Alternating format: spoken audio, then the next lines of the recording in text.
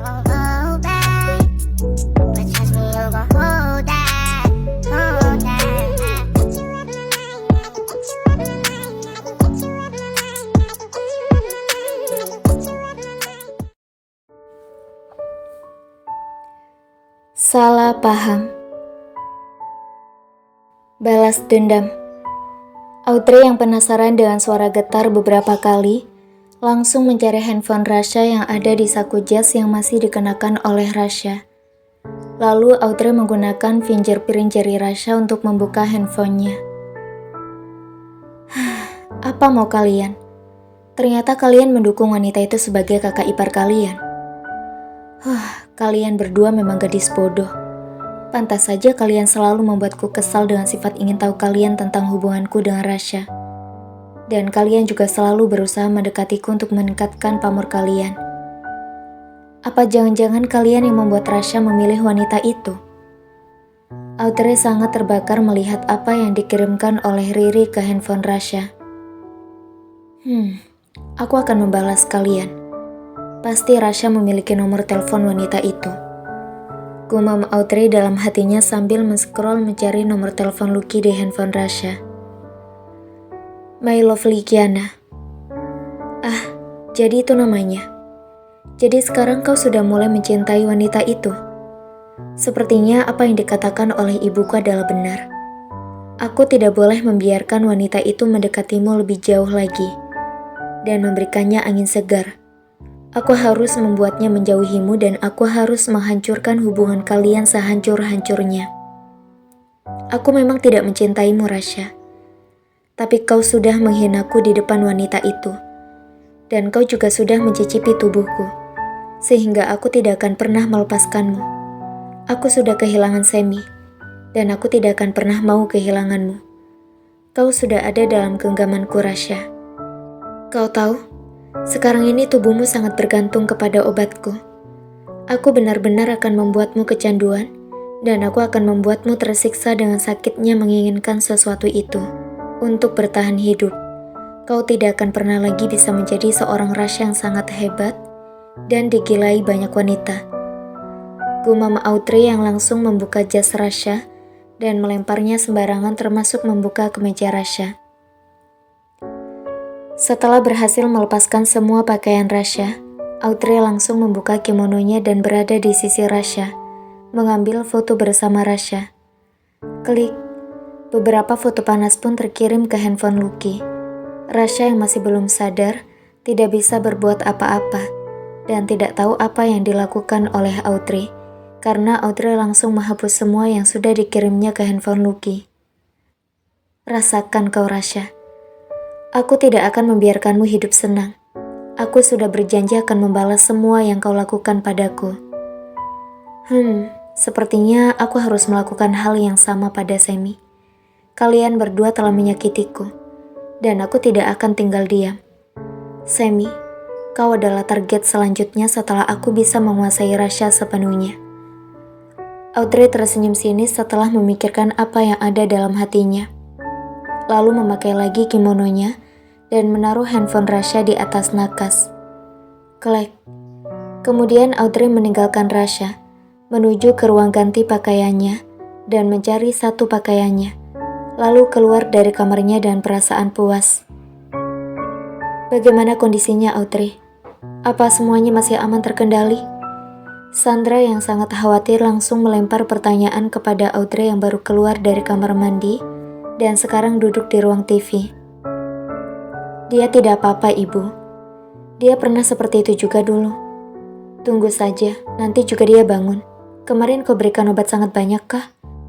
Tapi dia cukup kuat dan tidak overdosis. Ibu tidak perlu khawatir. Sekarang aku mau keluar dulu. Apa kau mau ikut denganku? Tanya Audrey sambil melirik kepada Sandra. Kau meninggalkannya sendiri di apartemenmu? Sandra mengernyitkan dahinya. Audrey mengangguk.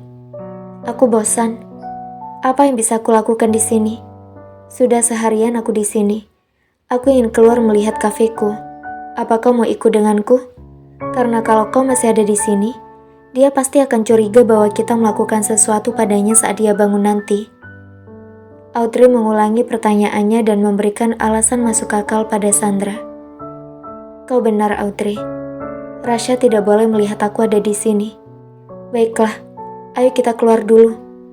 Mereka berdua akhirnya keluar dari apartemen Audrey meninggalkan Rasya sendirian di kamar tidur Audrey. Ting, pintu lift terbuka. Kemudian Sandra dan Audrey masuk ke dalam lift. Audrey, apa kau yakin orang-orang Rasya tidak akan mengikutinya ke sini? Tanya Sandra sedikit ketakutan dan panik. Viola mengatakan bahwa selalu ada orang-orang yang mengawasi keturunan Prayoga. Tapi dari tadi aku tidak menemukan siapapun. Dan apa benar, Rasya datang hanya bersama Dimas tanpa ada pengawal yang mengikutinya? Hati kecil Sandra masih was-was. Sandra kemarin memang meminta Dimas untuk membawa Rasya dengan mobilnya, supaya tidak ada pengawal lain yang ikut dengan Rasya. Sandra mengingat apa yang dikatakan oleh Viola, sehingga Sandra sangat berhati-hati dan memanfaatkan Dimas untuk itu. Audrey menggelengkan kepalanya. Rasya tidak pernah datang ke tempatku dengan pengawal ibu. Rasya menjaga privasi hubungan kami, jadi tidak perlu khawatir. Audrey bicara sangat tenang seperti tidak ada masalah apa-apa. Apa kau yakin, Audrey? Percayalah padaku, ibu. Aku yang sudah berhubungan dengannya selama 2 tahun. Aku tahu bagaimana dia. Kalau memang ada pengawalnya yang ada di dekatnya dan melindunginya, tidak mungkin ada orang yang bisa memberikan minuman macam-macam kepadanya. Dan aku selalu memberikan Rasya minuman yang sudah aku campur dengan obat, supaya dia mau bermain denganku selama 6 bulan terakhir ini. Jawab Audrey jujur pada Sandra. Jadi, kau melampiaskan semua keinginanmu pada laki-laki yang kau sukai kepada Rasya? Audrey mengangguk. Aku memang terlihat sukses di luar, tapi di dalam, aku tidak tahan kalau setiap malam tidak ada yang menyentuh tubuhku. Aku tidak mau bermain kotor di luar, sehingga aku menggunakan Rasya untuk memuaskanku. Awalnya aku juga tidak mau menggunakan obat, tapi Rasya tidak mau menyentuh tubuhku sebelum menikah. Karena itu aku memaksanya. Audrey menceritakan jujur kepada ibunya sesuatu yang memang sudah diketahui oleh Sandra sebelum Audrey menceritakannya. Sandra tahu kalau Audrey memang pecandu sejak dirinya memaksa Audrey untuk menikah dengan Rasya. Tapi Sandra sengaja membiarkannya untuk mempermudah dirinya menguasai Audrey. Ting. Baiklah sayang, itu semua bukan salahmu. Rasya saja yang terlalu munafik untuk menolak tubuhmu. Sekarang kita biarkan dulu dia di sana, dan kita akan pikirkan apa yang akan kita lakukan padanya nanti. Ujar Sandra ketika keluar dari lift dan pergi bersama Audrey menuju mobil Audrey.